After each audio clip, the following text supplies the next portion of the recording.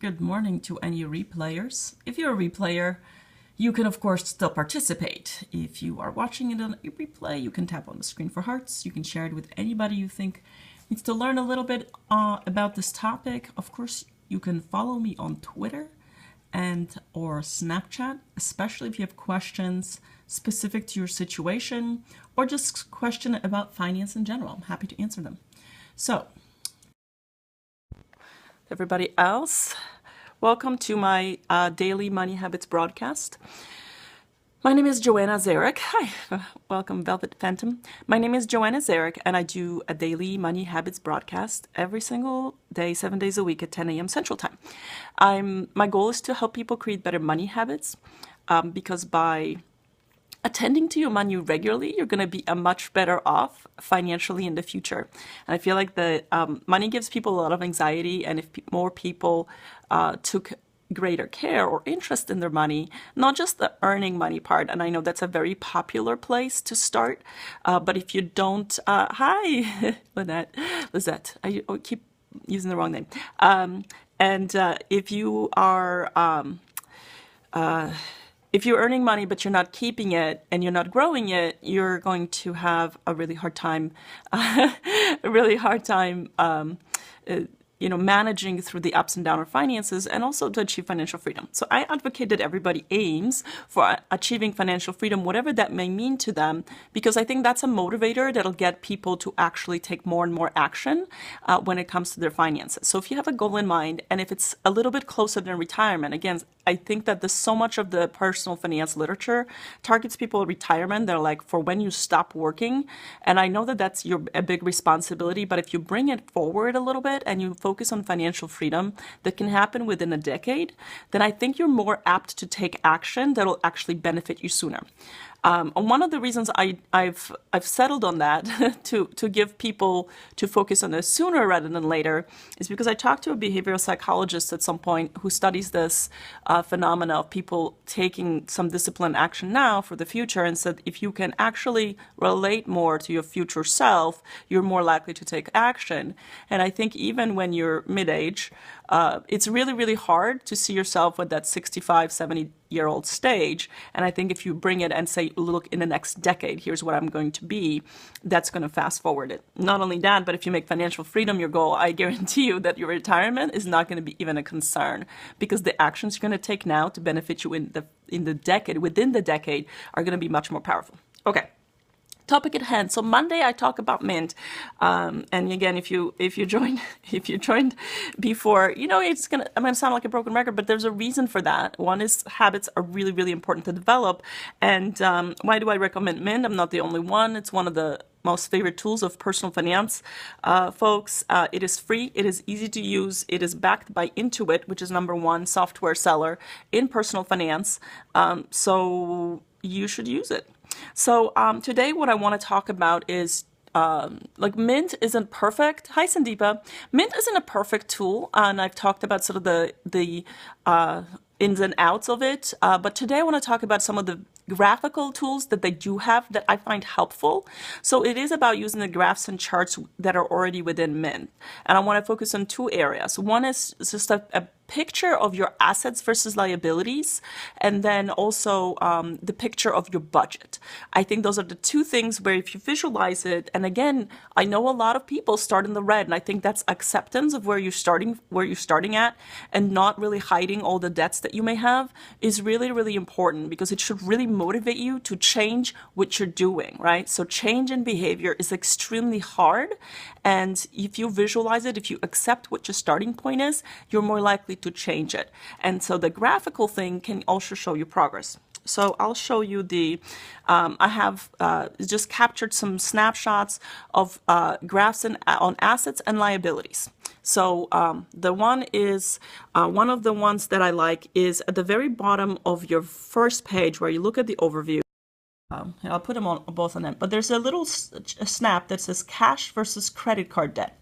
Now, why is this important? Because I do think people over-rely on credit cards without having adequate emergency savings. So if you've made progress, so this is what I'm showing you. What you want is you want that cash bar, that this is your very liquid, accessible cash to be. And again, I know I'm a conservative person, but you know what? If you add up everything that people recommend, I think you should be 10 times cash versus debt.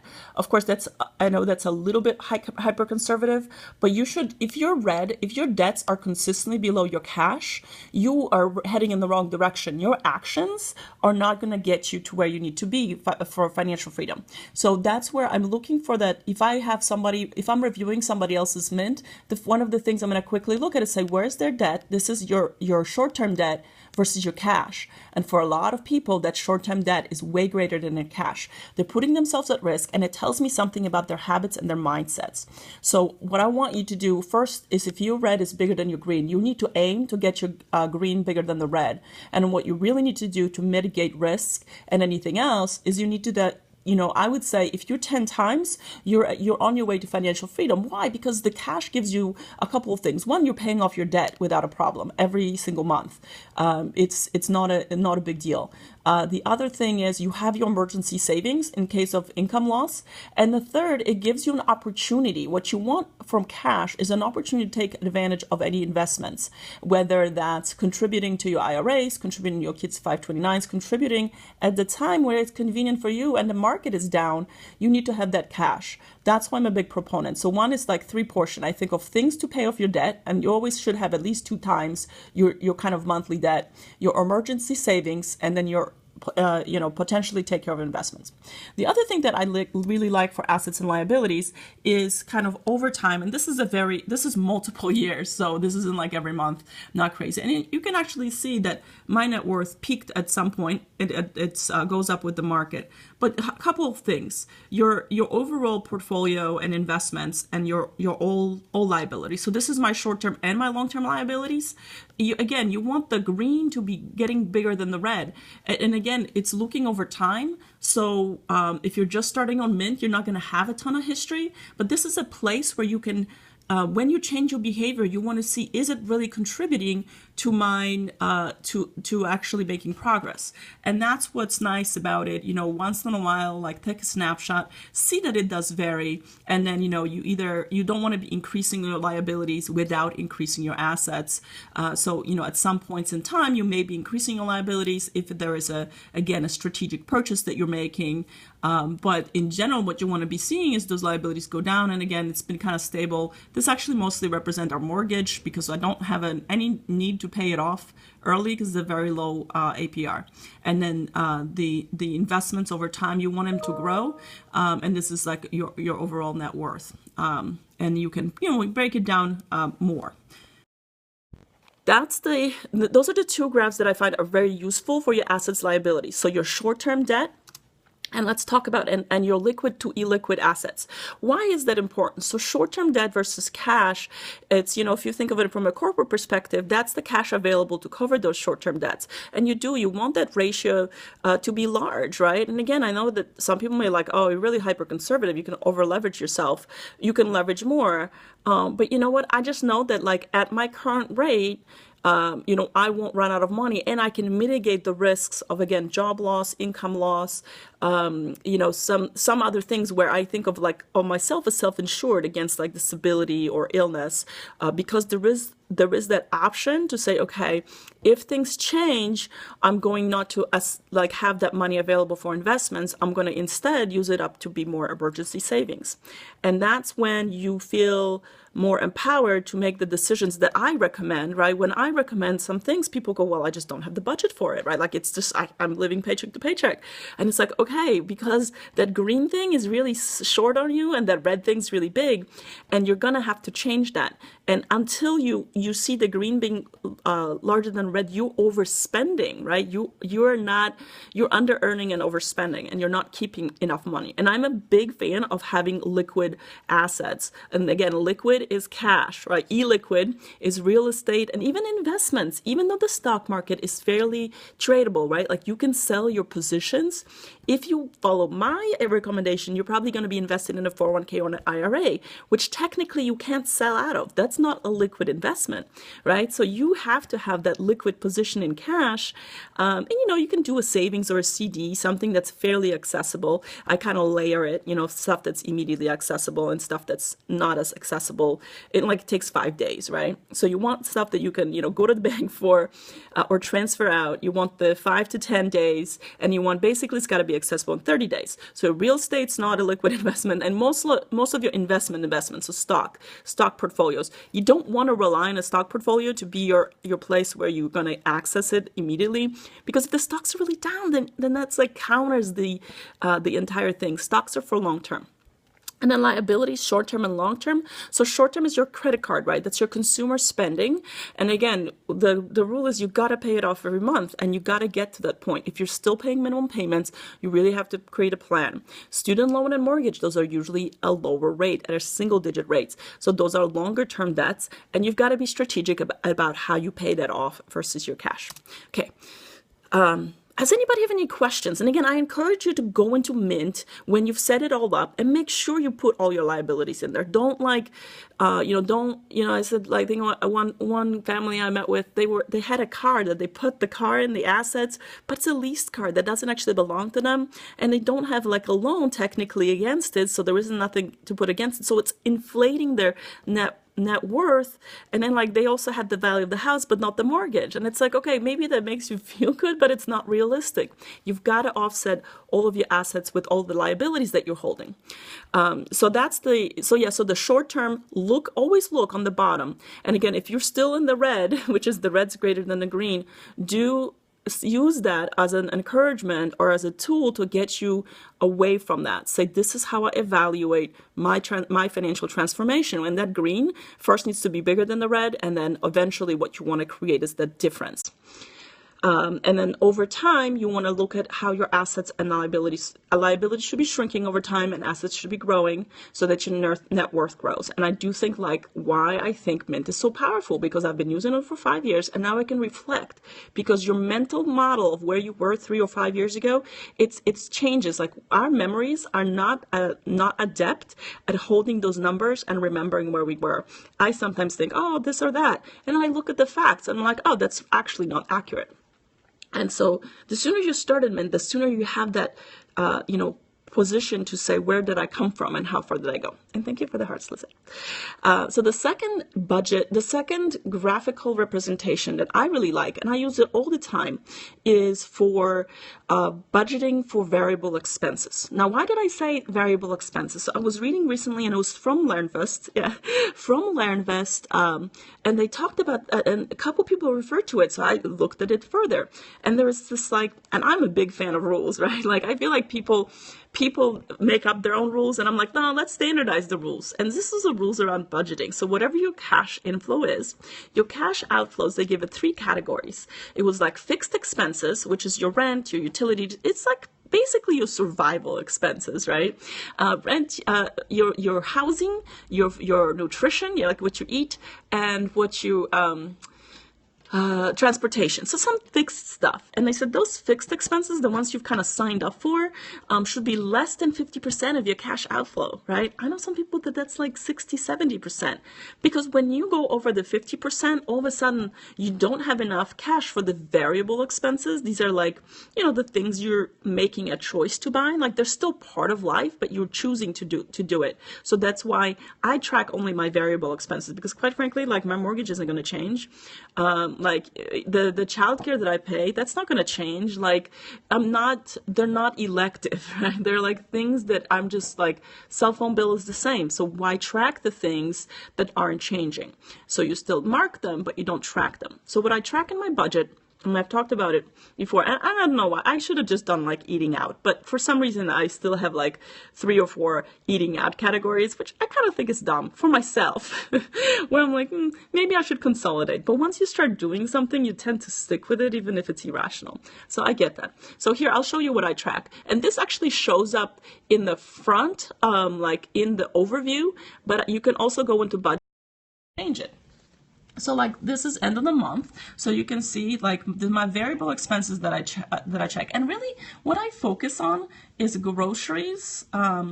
Just because it's so easy to overspend on groceries, and I've, at some point I had a $600 budget, and I just kept going over it, and I was like, this is not realistic. Like we're gonna go to $800 on groceries, because it's not about like limiting yourself. It's about being realistic of how much you actually spend. Same with eating out. Look at that, we're almost on like point.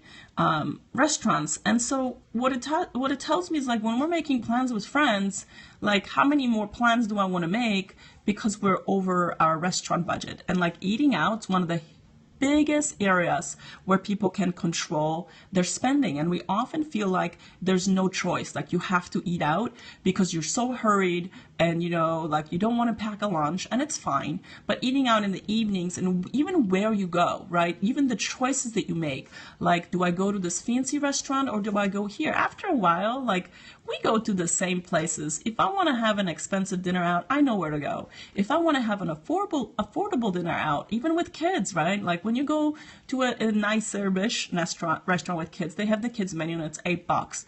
But if you go to Panera, it's like $3, right? So like sometimes if I just don't want to cook, I'll go to Panera because it's like $30, no more.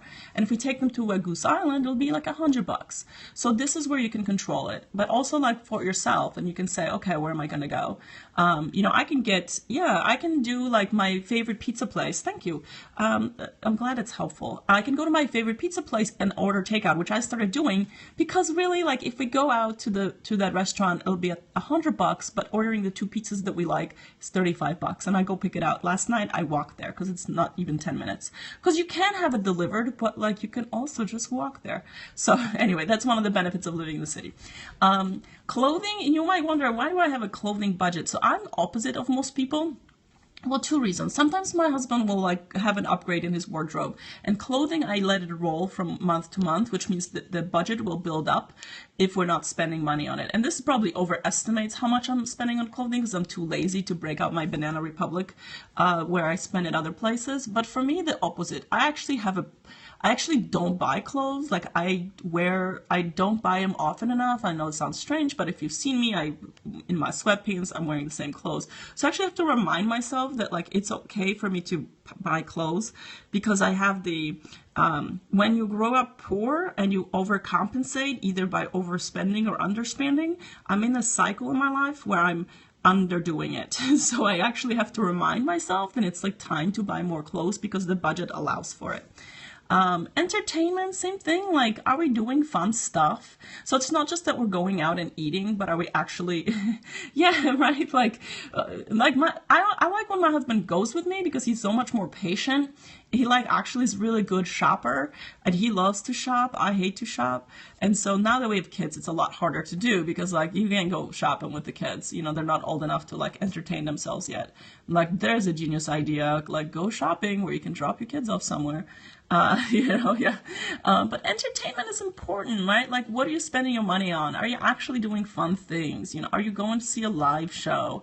I don't know. Just like, again, at this point, it's more of a reminder. Gas and fuel, I guess we're underspending in this category because it also rolls from month to month. Because some months we travel, we're on the road a lot. In December, for example, we're going to visit my in-laws and we drive to Milwaukee. So there's some months where we spend a lot on gas. But by the way, you know what's happening with gas? Gas prices are half what they were 2 years ago, half, right? And so now you're going to be looking, seeing less spend on this gas and fuel. Fast food, the reason I break out fast food because I really don't want to eat fast food. So if we're eating things that I find are fast food, the name of this program, I was looking at the graphs. I'm looking at the graphical representations in Mint because I talk about money habits and how these are the things that are in Mint. I did assets and liabilities graphs, and this is the budget graph in Mint.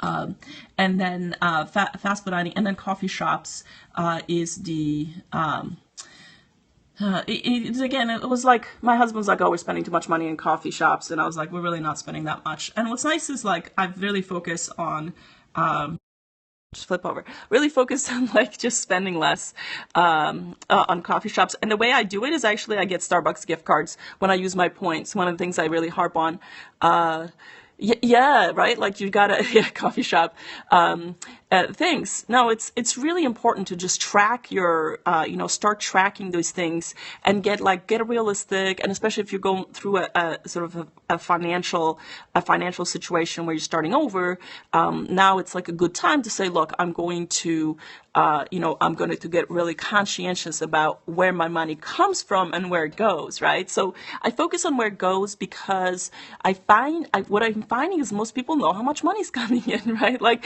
which shouldn't be surprising, right? It's just because I haven't had, thank you, I haven't had a paycheck I haven't had like a paycheck that someone gives me, like because I've been self-employed for years. So for me, like how much money is gonna come in this month is not like it's not a given, right? So then I've forgotten that for most people, it's like they just get a paycheck and it's the same every couple weeks, and it's been so long, and that's part of also why I'm so planful because when you don't have steady income, you've got to plan for that, right? Like there's no guarantees for any of my projects to continue, for any of my clients to keep paying me, right? Like my fate's a little bit tied to financially for the inflowing, right? And so that's why I think why I'm also a little more conservative when it comes to cash, right? Because it's a real and realistic thing, and I've gone through it before, especially having kids, like in like maternity care, and I was like, we don't have a maternity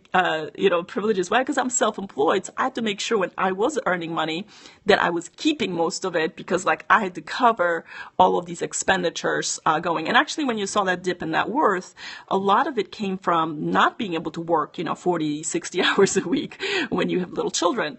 And so that was an adjustment, but something I planned for, not so consciously. Like I didn't have as good of a calculation. Like I would actually advise people to do a better calculation of how much all that stuff costs, both the time lost and the childcare. But I think we're just like all in denial about it. Like I think like most people are like, hell no, I'm not having kids because they're so expensive. Like I'd rather go to like Hawaii 5 times a year than have kids, right? Like, and so it's a choice, it's a trade-off. And I think sometimes some things you just have to be ignorant about to do because you're like, oh, I'm just gonna do it. I'm gonna, I just, I had that in the back of my mind where I'm like, I think I'm gonna need this money, so I'm gonna hold on to it. And it was the right decision for me to do, looking back, but I didn't expect to not be earning as much money 2 or 3 years out because I was like, of course, I'll just keep doing what I was doing. And then I was like, oh, getting on a plane every week, it's going to be really shitty. So anyhow, that's the thing. Yeah.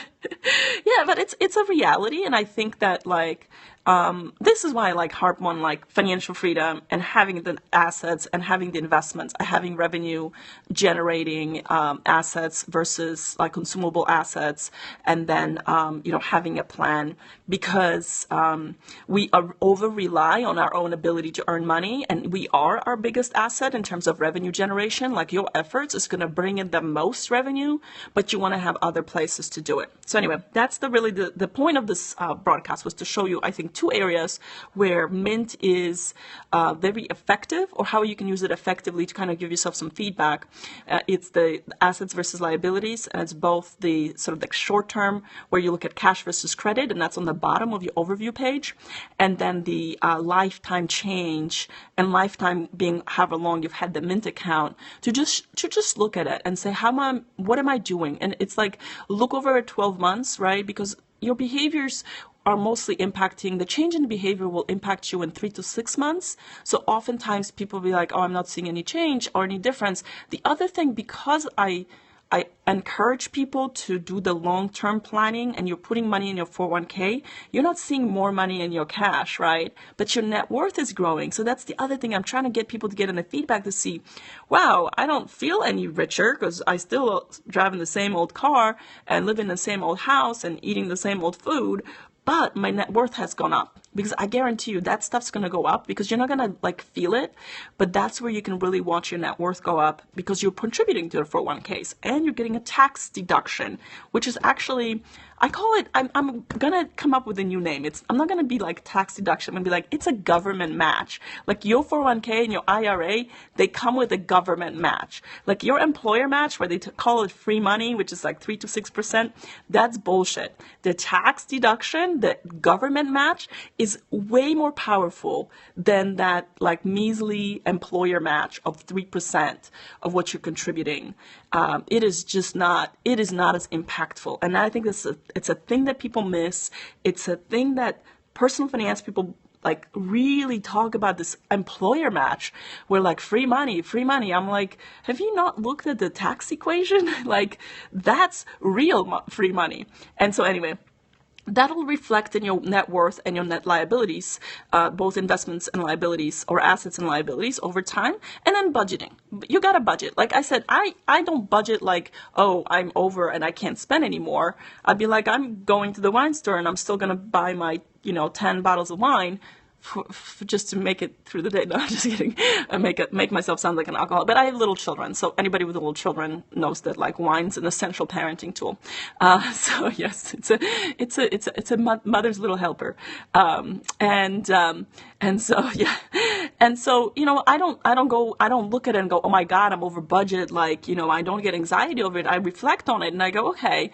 And again, if I see something going over budget every month for 3 to 4 or 5 months, I go, okay, maybe I had an unrealistic expectation. What's driving it, right? Like when gas prices were up, I had to up my budget for gas. I was like, that is how much gas costs. We're not doing any less driving. It's not like you'd be like, yep, ran out of gas money. Boss, I'm not going to come to work. It's the 20th. I've ran out of gas money. I'm not coming in anymore.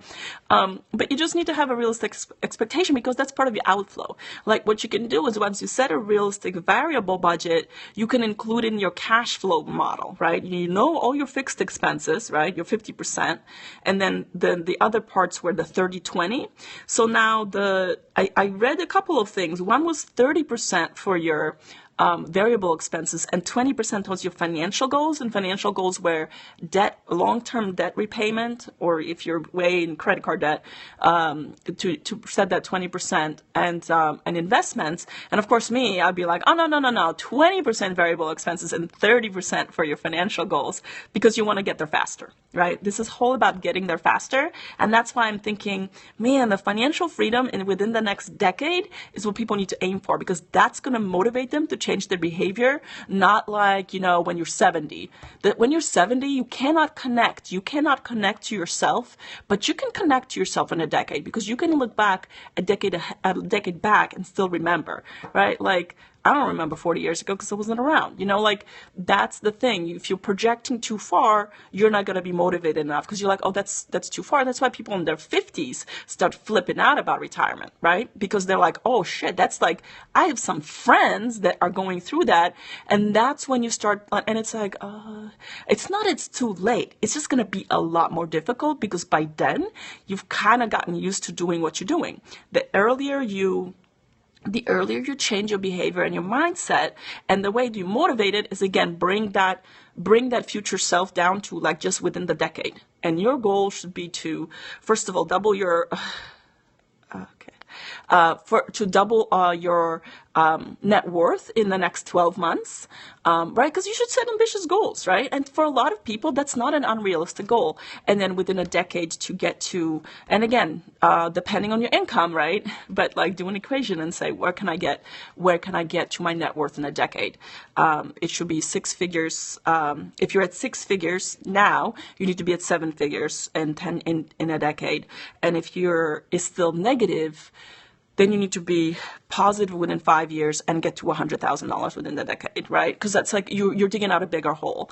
And that's when you really need to flex that income and say, okay, I need to have an income plan that's 5 years from now. It's going to be better than what I'm doing now.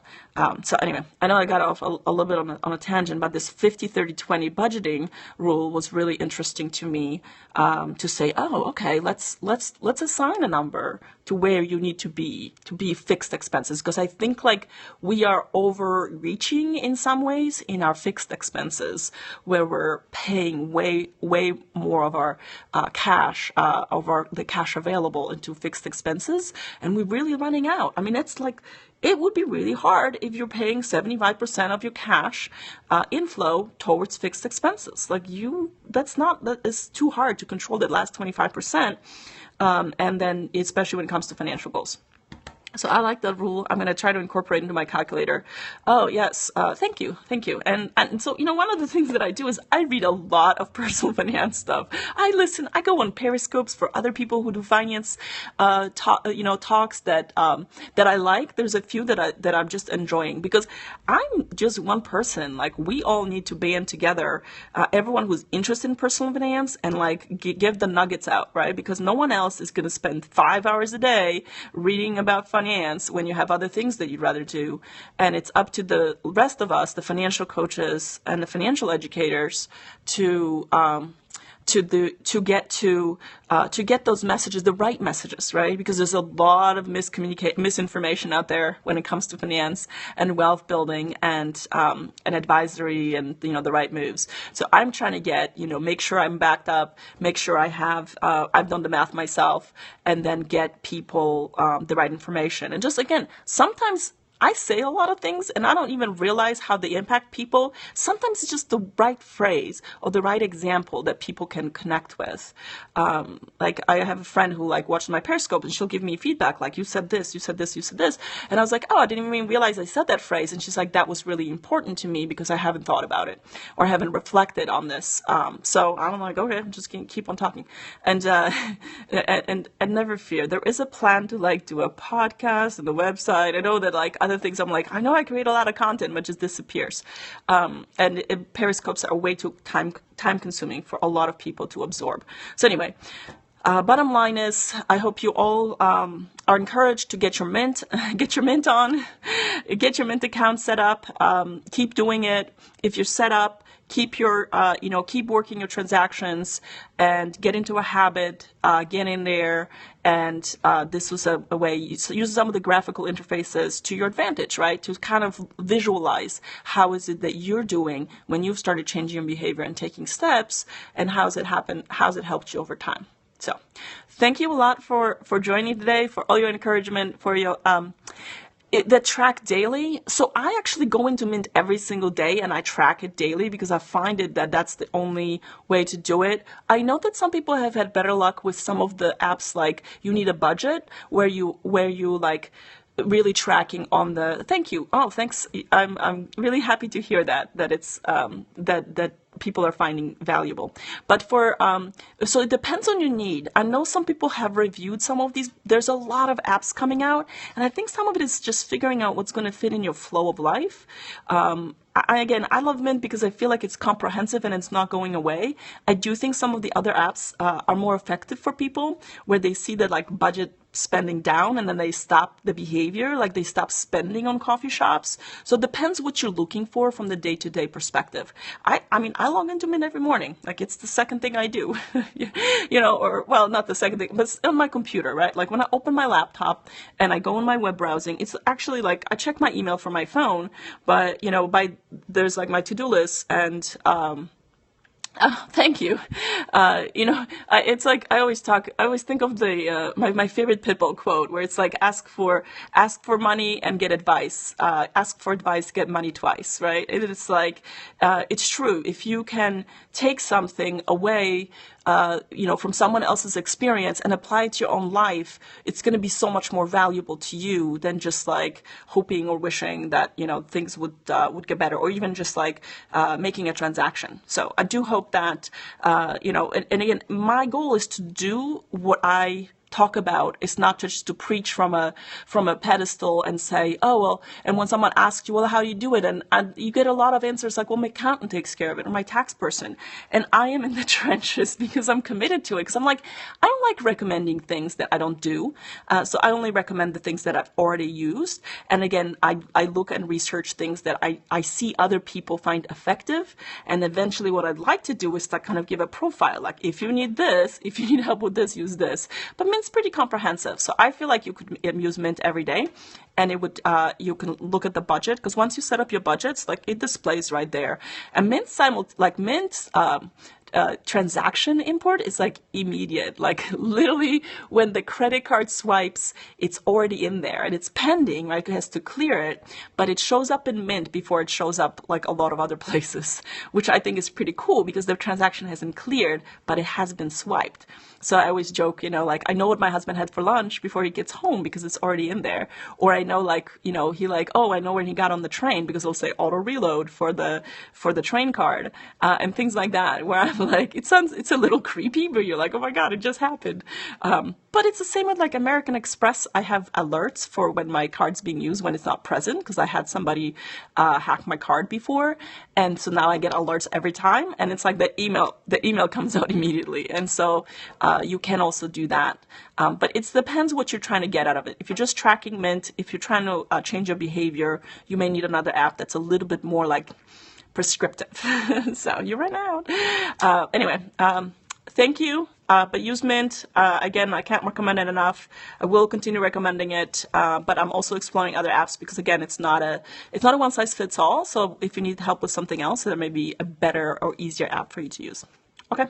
Thank you guys. I'll be on tomorrow at 10 a.m. because I'm on every single day, 7 days a week at 10 a.m. So you know where to find me. You can also find me on Twitter and Snapchat because if you have questions or struggles with a financial concept or the financial decision that's in front of you, and you want a sounding board, I'm happy to do that. By the way, I'm like becoming the most popular friend these days, because I'm sitting down with everybody and doing an assessment and saying, look, I'll do an assessment for you.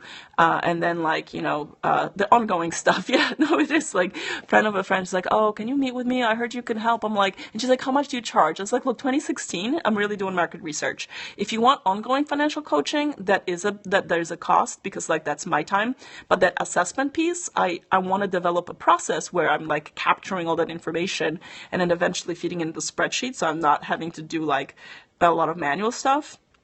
But it's just helpful to know where people are coming from at different parts of their life and just the different things where you go, oh crap, I didn't realize, like it's like I need to put people in categories, credit card struggle versus like can't make a decision about investment or, like overwhelmed with this, and then just really help them through it and say, look, these are the next 2 steps instead of like, well, in an ideal world, you would take care of these 15 things. No one has capacity to do that. Anyway, tomorrow, 10 a.m., we're going to come up with a task. So on Tuesdays, I do tasks. On Wednesday, I do walk the walk where I actually take you through the task, like of how I do it. And then Thursdays, I rant about stuff. Friday, we talk about fees. Saturday, success. Sunday, about savoring your financial freedom or your desire to have a financial freedom. And then, tomorrow afternoon, I'm going to do a Money Matters on what? I do not yet know. Sometimes I get inspiration from people, from talking to people about it. So I might do a Money Matters around a topic that's come up recently. And then thank you everybody for joining and for participating and for letting me know that this is helpful because it's like, I go on and on and on. And so I know I can go on. But it's valuable feedback. And if I just like help one person make one change every day, then, 365 days later, hopefully I've impacted 365 people at the very least.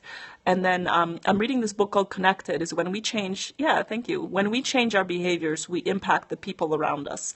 So it's also important that if you gain some knowledge and someone else is struggling with it, I would very much encourage you to share your knowledge with them and share what works for you, because we can help more people that way. Okay. Thank you guys. And I will see you tomorrow. Bye-bye.